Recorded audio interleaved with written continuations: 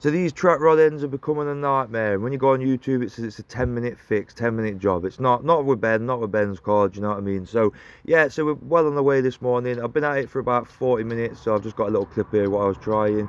I've got the spanner on it, got a mallet, and I've just tried to basically budge it by hammering it up. I've put the nut back on near the wheel hub, so I've got a bit more leverage. So I've tried that, tried whacking that loads. Doesn't seem to have moved at all.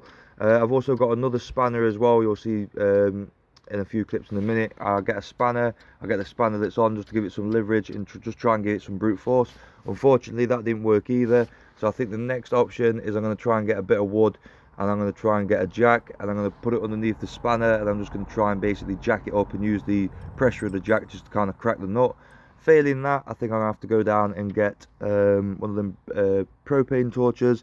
I've seen them, the ones in Screwfix, they sell the same ones in Toolstation, and the ones in Toolstation they're selling them for about 30-35 quid. So I think I'm going to have to go down that. Failing that, I have absolutely no idea. So if anyone else has any more ideas, any more bright ideas to give old Benny boy a hand, it'd be really appreciated. So thank you very much, guys.